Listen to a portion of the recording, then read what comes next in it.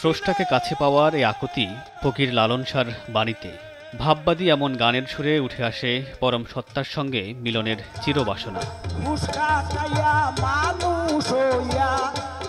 আধ্যাত্মিক মুক্তি ও মানবতার জয়গান গেয়েছেন যেসব সুফি, সাধু, গুরু, বাউল ফকিরেরা, তাদের মাজার ও ধর্মীয় সাংস্কৃতিক স্থাপনায় সম্প্রতি চালানো হয় হামলা। প্রতিবাদে কেন্দ্রীয় শহীদ মিনারে রোববার বিকেলে জড়ো হন বাউল শিল্পীরা। ফকিরি গান ও ভাব আলোচনায় জানান মাজার ভাঙার প্রতিবাদ।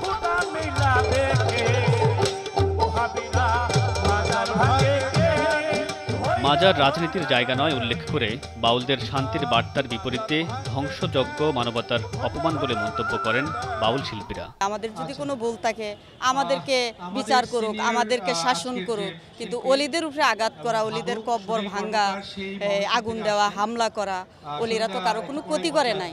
মরে যাব তো মাজারকে ছাড়বো না। বাউলদের পাশাপাশি বিভিন্ন শ্রেণী পেশার মানুষও অংশ নেন আলোচনায়, তুলে ধরেন নিজেদের অবস্থান। আমরা যারা সাধারণ মানুষ আছি, আমাদের সবার জন্যই কিন্তু এই দেশ। আর তাছাড়া আমাদের কিন্তু একটা পুরনো ঐতিহ্য আছে। ঐতিহ্য কিরকম, যেমন আমরা বাউল গানের মানুষ, আমরা ফকিরি গানের মানুষ। বাংলাদেশের মাজারগুলো সবসময় মানবিকতা, মানবিক মূল্যবোধ এবং চিন্তার যে স্বাধীনতার জায়গাটাকে সবসময় পরিস্ফুটিত করেছে। আলোচনায় মাজার নিয়ে বিতর্কের বিষয়ে কথা বলেন কবি ও চিন্তক ফরহাদ মজহার। ধর্মের নামে অধর্মের কাজ না করার আহ্বান জানান তিনি। মাজার ভাঙছেন যারা, এই মাজার ভাঙার বিরুদ্ধে প্রতিবাদ করতে এসেছি।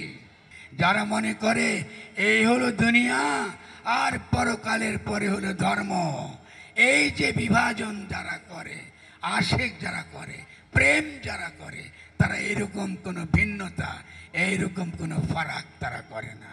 মাজার রক্ষা ও হামলায় জড়িতদের বিরুদ্ধে আইনি ব্যবস্থার পাশাপাশি সমাজের সবাইকে সোচ্চার হওয়ার আহ্বান জানান আয়োজকরা।